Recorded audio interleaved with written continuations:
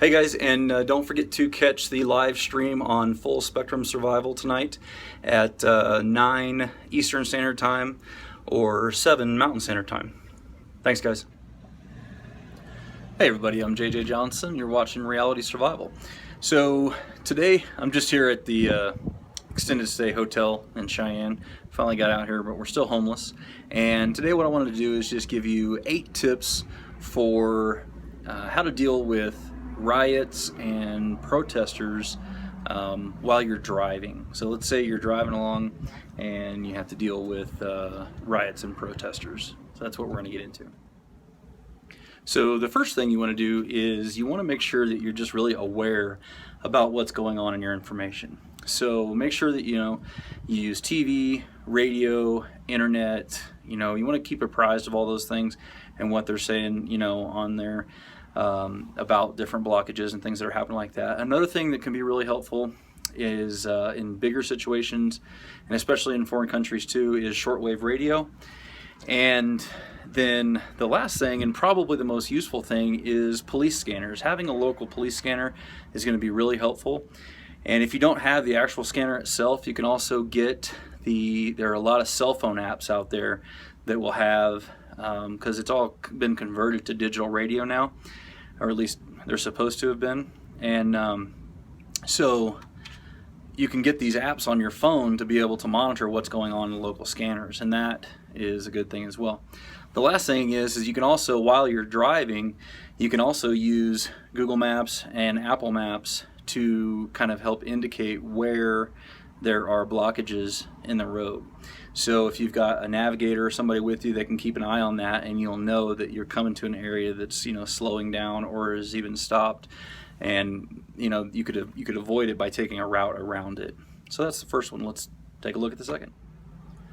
Okay, so the second thing is to avoid the highly populated urban areas, downtown areas, and stuff like that, if you can. Now, obviously, everybody may not be able to do that if you live in those areas, but if you live in the suburbs and you find yourself continually drawn into the city center, my recommendation would be try to identify places, stores, shops, grocery stores, whatever the case may be, going the opposite direction to more rural areas. So it's usually kind of just natural tendency to be drawn towards a city center, but if you look for it and you seek out opportunities to go to more rural areas, you're going to be decreasing your chances of being caught up in any kind of riots or anything like that. Okay, so the third thing is when you decide that you're going to go ahead and have to drive and you're going to head out, make sure that you're driving in either the far right or the far left lane if the left lane doesn't have a median that's blocked. And the reason for that is you want to be able to keep a good distance between you and the vehicle in front of you, and then you want to do that so that basically so that you can turn out of the lane and just turn around and avoid a riot or a street blockage or something like that altogether if you can. And one of the ways you can judge by doing that is if you can see the tires of the vehicle in front of you hitting the ground and then leave about a fist's, when you hold your fist out or so distance, pretty much most vehicles are going to be able to turn out of that lane and be able to turn around and head back the other way, on the side of the road or whatever the case may be. So that is the third tip. So the fourth thing is you want to make sure you keep your windows rolled all the way up. You don't even want any cracks or anything like that, because if people can get their fingers in and grab it, they can break that glass fairly easy. But if you've got the window all the way up in the frame, then glass is a lot stronger than you think it is. It can take quite a bit of beating and all that kind of stuff, especially with bare hands, before it breaks. So that would be tip number 4. Okay, so tip number 5 is that you want to make sure that if you get enveloped by a crowd of protesters or people who are blocking the roads or whatever the case may be, then what you ideally want to try to do, if you can, is to keep your vehicle moving forward. Okay, it doesn't mean that you're just going to run over people indiscriminately, but you want to slow down and move to maybe walking pace or something like that, but keep the vehicle moving forward even when you feel people pushing against you and all that. you want to push back and make sure that you keep it going forward. Now, if they start to get violent, start to be, beating on things and all that kind of stuff, and you feel like your life could be in danger, then you want to increase that speed commensurate with the increase in violence, okay? Because you want to keep the vehicle from stopping at all costs, if at all possible. Okay, so tip number 6 is if your vehicle gets enveloped and you get stopped and people are trying to remove you from the vehicle, you want to make sure that you have a firearm with you and you want to defend yourself, because this is a lethal situation. If you get pulled into an angry mob, there's a very high probability that you're going to get killed. So in my opinion, I think you're justified in using lethal force. The problem with this is it may stop them from reaching into the vehicle and getting you, but you can't shoot everybody. So this is a last resort thing. You don't want to use this early on. You want to use it as a last resort, but you definitely want to have it as an option.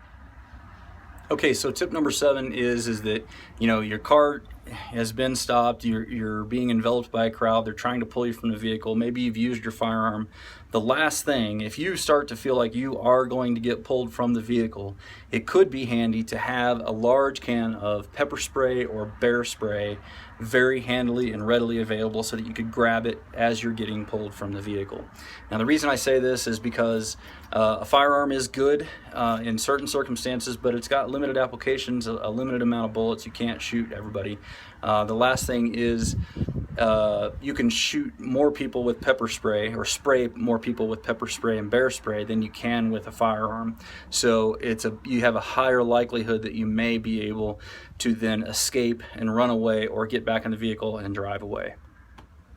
Okay, so the last tip is number 8, is that if you are taken from the vehicle and you're pulled into the crowd, don't try to get into a fight with a bunch of people. What you want to do is you want to focus all of your efforts on escaping. You want to try to run, crawl, get away as fast as you can, no matter what the situation. You need to focus on moving out of the area immediately surrounding the vehicle, and hopefully you'll get lost in the crowd and then you can escape. That needs to be your goal. Don't try to stay and hold your ground or hold your vehicle or anything like that. You need to try to move. Now, if you have family members in the car and that kind of thing, that's going to be a situation to where it may be a little different on how you stay and fight and all that. But if you're alone, then my best advice is going to be to try to get out of the situation as soon as possible. Anyway, guys, that has just been 8 tips on how I would deal with riots and road blockages and things like that. I have experienced situations like this myself when deployed. I pulled into a pro-Palestinian rally one time in Bahrain, and I mean it was scary. And we pretty much used a lot of this. At least the first couple, in moving through the area and just keeping the car moving and all that kind of stuff, and we ended up getting through it okay, but it's pretty hairy. So anyway, guys, as always, I definitely appreciate it when you click the thumbs up button, when you share it with your friends on Facebook, Twitter, and Google+, and don't forget to live the 6 Ps. Proper prior preparation prevents poor performance. Stay safe, guys.